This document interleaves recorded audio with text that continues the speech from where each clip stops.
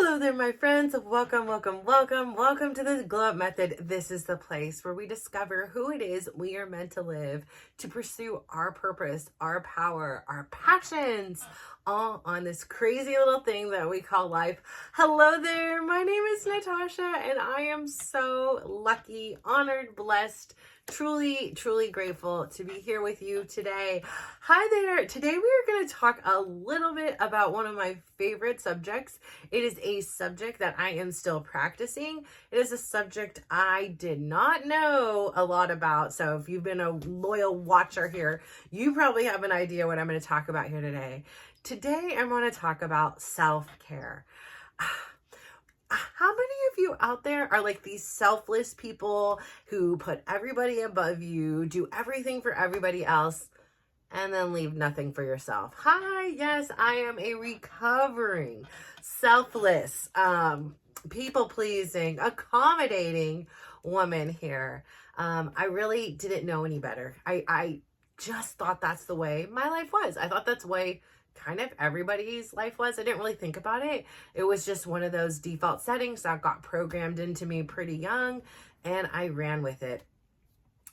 I will not say I did not get pleasure from helping people, because I do. I truly feel so honored and blessed. Like when I help anybody with anything, it is a joy to share what I know. Like it is a joy to, even if I don't know, help someone else figure out, like just to help somebody. I really do feel a lot of joy in that. However, I didn't create a space and time for myself. So for me, self-care is really about actively choosing. It is an active choice to take care of your well-being. Because the more well you are, the more well you are out in this world. Like however you feel on the inside, you reflect it back. And yes, some of us are really good actors and actresses, and we can, fool somebody else, but that's only so long. You know the truth of what is going on the inside. You know the turmoil and the angst, and it seems so simple, right? I, for so long, really genuinely, truly believed anybody that I saw around me taking care of their self was absolutely selfish, especially moms. I was like, how dare they? How dare they go off and get their nails done and their hair done and go out with their girlfriends and do all these things and not only prioritize their kids? And who was I to judge? Like, who the heck was I to judge? And I remember a few years ago, I had this come to Jesus moment. I'm thinking of one particular woman. And, I'm guilty as charged. I'd see her on the Facebook and she'd be out every weekend. The kids were out doing their own thing. Maybe sometimes they had friends that also had kids. She always had her hair done, always had her nails done, always was going to the gym, had her own career, had her own things. And I was just the opposite, like I was working and doing everything around my kids' schedule. Like they were numero uno. And so it appeared on the outside, she was numero uno. And I was like, oh my gosh, like, I can't even imagine that. Like, this wasn't like a conversation I had with anybody, but in myself, I remember I apologized. I cast judgment, and I was like, she's never with her kids. Like when she comes to the park and she's wearing high heels. She's not even like pushing them on the swing, like I was just like judging. And I over here was in leggings, capri leggings, and like one of 5 pairs I had, and a shirt that was stained, and was one of 5 shirts that fit me, that I thought covered up all my fat and all my insecurities. And I was in tennis shoes so that I could run with the kids in the tan bar. And I remember a few years ago, and now, like, let's say this has been 15, 16, 17, it's been a long time since that mom was like in my life, or was a thought in my mind. And I remember telling my daughter, I'm like, for so long I had this preconceived idea. I had this idea that this woman was selfish, and she was nice, and she was always kind to me, and she was kind to her kids. She invited kids over. Like she was kind. She didn't do anything wrong to me personally, ever. But I cast this judgment on her. And I remember thinking a few years ago when I began taking care of myself and kind of started practicing it. I remember going for a walk and I walked past that park. And sometimes when I walk past certain things, it's like almost like a time warp, right? Like sometimes I can walk back past the park and I can see my kids little and they're playing. It's almost like a movie. And, I can see certain things, or I can see like they were practicing t-ball there, or they were practicing soccer there, or they were running around with their Girl Scout troop there. So I kind of had this thing, and I had this moment, I had this flashback of when the kids were playing, and I had this thought about her. And I thought, you know, all these years, I passed judgment on her. I didn't know her story word for word, and all I could take was what I saw, and then my mind ran with it because I was in such a different place. I made this false assumption. She wasn't a good mom, or she didn't care, or she was, just so selfish to take care of herself. And I remember thinking to myself, all these years over here, I thought she had it wrong. And maybe perhaps it was me that had it wrong. I was the one who was neglecting myself. I was the one that was not allowing myself any space or time to be me. I was, in a sense, just like a robot, a machine, a mom. And yeah, I was filled with emotions and I loved them and wanted the best for them. But I was nothing. I had nothing for me personally outside of my kids, my husband, my volunteer circle, outside of this little community that was created based on where my kids were. And so I remember thinking, I apologized, mentally to her. I was like, listen, you don't even know this, but I have passed judgment on you. And I'm sorry. I actually could have looked at you with more curiosity and had a different perspective of the situation. But now, having been where I was, and then learning how to do the self-care, and then learning how to fight for my right. I felt like I had to fight for it a lot of times. My husband didn't understand. My kids didn't understand. My family members didn't understand. And I tell you this all the time. I'm the type of person that I need to do drastic. I can't be let's go both ways, because I will go back to that default setting. When I started doing my self-care, I needed to withdraw myself, not only from this home, but this city. And I needed to be an hour and a half away, in a place that was a completely different environment. And even then, I would still get calls. Specifically, where are my socks? I'm like, listen, I am an hour and a half away. I have a pretty damn good memory. I don't know. Go look. Ask your dad. I don't know. It's not my problem. Don't call me unless the house is on fire. This is my self-care time. So I really needed to learn how to fight for my right to care for me. And it was a struggle because in the beginning, I didn't even know what the hell self-care was. Like I said, I've told you in here, my therapist had to hand me a paper, a ditto, a printout, and be like, what do you do on here? And I'm like, none of this. And I had to have a homework assignment that took me weeks to complete, to go to lunch by myself for a lunch special and spend $8 on myself. And that was a big deal. And, I had to really learn. I started from ground zero in the self-care department. And what I didn't realize then, and what I've realized now is, I had this notion self-care meant I was going to get a massage, or I was getting a pedicure. It was a very outwardly expressed thing. I didn't realize the importance for me of working from the inside out. What I gained so much more was a journaling experience, a walk on the beach, a meditation, a scalp massage done by myself. I didn't need to depend on somebody else. I didn't need to depend on these other things. Self-care, eventually I found out, can be a part of, and should be a part of, all your day. There should be moments you find in there to dedicate back to yourself, whatever it may be. And so I really want to talk about self-care today, specifically as it relates to a holistic thing, because like I said, I didn't really know. I didn't understand it. I didn't know that it was about nurturing and fostering my well-being. And it also meant to eliminate things that don't contribute to my well-being. Right? So the easiest thing we can first see, right? The most obvious when we think about self-care a lot of times is the physical. That was me. It was like it needed to be a face mask, it needed to be candles, it needed to be soft music, it needed to be, going to get a massage or a pedicure. I really thought self-care was this still this thing that was in a sense outsourced, right? So I'm taking care of myself because I'm taking myself to the massage, but it was something I depended on somebody else to provide me with. I wasn't the captain of my ship. And those are great forms of self-care. They are, don't get me wrong.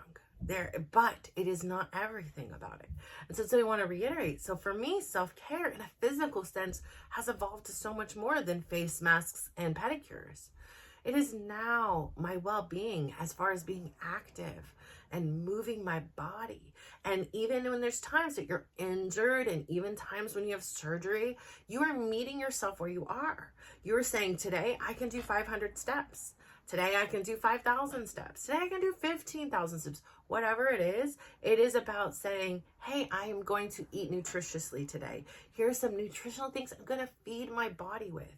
Here, it's a choice about saying, I am going to limit or reduce or eliminate caffeine because I understand my codependency upon it. And the more I drink and the more I need, and I'm not really getting the effects anymore. And it's this vicious little cycle. It's about saying, I'm going to up the amount of water I drink today because it nourishes me from the inside out. It hydrates me. My skin feels better. I have more energy. I don't have brain fog and headaches. So it's really important in a physical aspect to understand there is so much more that goes into your self-care beyond just a face mask, okay? The second thing I always love to talk about is your mental aspect, mental clarity. A lot of it is, how are you doing mentally? Like, do you, like avoiding things that are like going to cause you strife, right? Like if putting yourself around this person or in these type of situations isn't good for your well-being, you have to ask yourself, do you want to do this? You have a lot of choices in the matter. And sometimes I know it feels like we don't, right? Like I do not want to be around my significant other's sister, brother, mother, father, whatever, cousins, sisters, uncle's wife, whoever it is. And yet we find we are, right? We compromise our values. We compromise who we are. And then we're irritated. We're resentful. We're frustrated. So protecting your well-being, your mental well-being is very, very critical in your self-care journey. Again, we'll talk about emotional. I think there is a form of emotional self-care where you can do things to foster a good environment for your emotions. It's sitting with your emotions, right? It's realizing what's going on with me. Like I'm feeling irritated. I'm feeling frustrated by this person. I'm feeling happy. I'm feeling sad. And knowing that we don't have to fix it. And I know, nobody wants to sit now. I mean, you see me a couple months ago in a ball. There were days I couldn't even film. I'm like, wow, I barely filmed this month. I was in the middle of a separation. I was curled up in a ball in a bed. And sometimes I would get up and be able to get up here and cry on here, and that was fine. Other times there just wasn't the time. I was so busy trying to figure out how to keep a roof over the head, figure out my own emotions, take care of my kids. There was just too much. And then I just didn't there was no ability. All I could do was post. And even that was a challenge for me, but I did it. And that's what I could do. And I got to say, I'm proud of myself for that. Then there's the spiritual well-being, right? There's a spiritual self-care where you're doing things like journaling. It's about knowing who you are and fighting for who you are to stay true to yourself. Because a lot of times, people have an influence on us, right? You don't want to go see that uncle, cousin, brother, sister's mother. And you can say no, but then suddenly you tell your significant other, like, come on, it's not that bad. I don't want to go alone. And you start to feel guilty, and you start to feel like, fine, like I'm caring about the family, and I'm making this person go alone and all this stuff. And you kind of back down, and you don't honor your boundaries or listen to what it is that your gut is telling you. And then you go there and you get in an argument with somebody, or you're tootie and they're like, see, this is why we don't like her, or whatever it is. It has such an effect on us. So I think your spiritual is so important. I think it's so important to take time every day and be phone free. I did it for a while where it was like the first thing in the morning. I had that time. I loved it. Another thing I'd like to incorporate back in my life. I'm not there right now. Again, it's another great option. I love right now, I'm digging my 10-15 minutes out in nature. Yes, I used to do it on a walk. Lately, I've just been doing it as sitting. The walk was fabulous too. I loved that 10-15 minute walk with no electronics, no anything. It was a real great thing. But sometimes I push myself a lot. Like I'm always pushing myself to get to this next goal.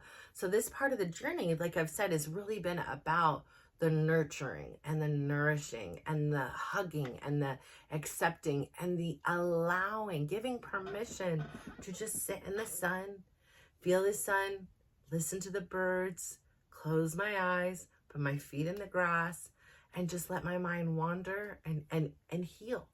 And it's been a beautiful gift because I often struggle with giving myself that. And even when I do, it's like I pound up so much exhaustion, and then it's like I have to take a day or two just to recuperate from it.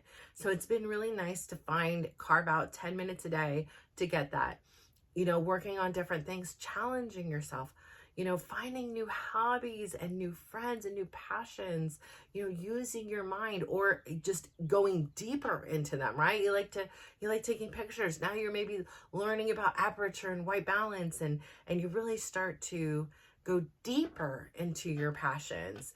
Like I say, like on here, this is a passion. This is something I love to do. And so I am constantly learning and trying to master this in a better way so that I can help you more, and I get to learn in the process. Isn't that pretty cool? Like it's like twofold, I enjoy it. So self-care is so critical to our well-being, and I didn't understand that before.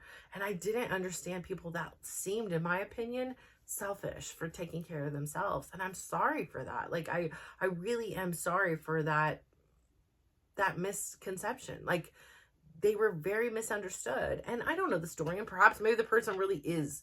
But I was like, you know what? When I had that moment, and I was like, maybe they had it right all along, and I wasn't. And I'm not saying I did things wrong or I regret it. I would never change a thing. I love my kids. I love my family. I'm at the tail end of this parenting journey in the way it is right now, right? My son's a senior in high school now officially. So yeah, things are going to be evolving and changing. And I can more easily step into a role that has more time for self-care. I understand if you're a mom with a 2, 4, 6, and 8-year-old, it may be a little bit difficult to carve out that time, but you are so worth it. You are a better mom and a better partner and just a better person when you are able to take care of yourself. And I'm just here to remind you, it is not selfish. It is essential. It is necessary. And nobody had told me that. Nobody's fault, right? I didn't learn about it. I come from a long line of selfless women. Long line. And that's all we knew. And I love that this new generation is aware of this. I love that the conversation is happening. I love that at, late 30s, early 40s, I heard this term and understood it in a different way than I had always believed it to be. Self-care is not selfish. You deserve it. And just because you're a mother, a daughter, a sister, a friend, an employee, a wife, a partner, whatever you are, it doesn't mean you are less important than anyone else. And I know it sounds weird to say, but in your circle, in your world, you are the most important person. And it doesn't mean you need to act like it every minute of every day, but you need to give yourself some time where you are the most important thing, where your needs are a priority. Those needs can be simple, and it could be very small things. It could be taking a cold shower, sitting in the sun, taking a walk, meditating, doing something every day. And if you can, multiple times throughout the day, even if it's a small thing like eating something nutritional or, like I say, taking a small walk. It doesn't have to be major, but those little refuelings of your tank make you so much stronger, so much more resilient as you go out in this world. So when we face adversity, because it's not a matter of if it's going to happen, but it is when, you have more power. You come to the situation with a clear mind, with strength, with confidence, with courage, and you're able to tackle the really hard things that come up in life. And so I say all of this to say, please, please, please take care of you. You are absolutely freaking amazing and worth it. So I would love for you today, do me a big favor. This is the big take, guys. This is a big news flash here. I want you to take a look in that mirror. I don't know how you're going to do it, but you're going to do it. You're going to take a look in the mirror, give yourself a big smile, and then I would love for you to give yourself a compliment. And yes, I want it out loud. Say something very nice about yourself. Today, my compliment is this. I made a killer lasagna, and I was so happy to feed my family a nutritional meal. And, it was just very comforting, and everybody sat down that was here present in the house, and which was only a few of us, but I am so grateful that I was able to do that for my family and give them that gift and share a meal together. I appreciated that. And so I would love for you also to do me another favor. Please, please, please go out there today. Share that spirit of giving, share that kindness, share that care with someone else, because you never know what someone else is going through. You may think you know, but you never truly know, and you never know what somebody else may need. And you could be that joy, that light in somebody else's life. So give them a big old smile. Share that beautiful smile of yours with somebody else and give them a compliment. It could be something easy like your hair, your shoes, your t-shirt. You don't want to be too personal, whatever it is. You got a great smile. I love your energy. Thank you for helping me. You're a great server. Whatever it is, give them a compliment. There's so many ways that you can say, thank you, I see you, I care about you, I appreciate you in this world. And if you can't do it in person, you know what I always say, you can go online, go leave a Yelp review, go leave a Google review, whatever it is. Send something in on a Facebook, text something. Share that good in the world with somebody else. So thank you so much for tuning in today. I'm so proud of you. Thank you so much. Keep up your amazing journey. Please like, subscribe, follow along, share with the community. Let me know the things that you're working on in your self-care journey and give me some inspiration. Sometimes I need some help over here too. So thank you so much.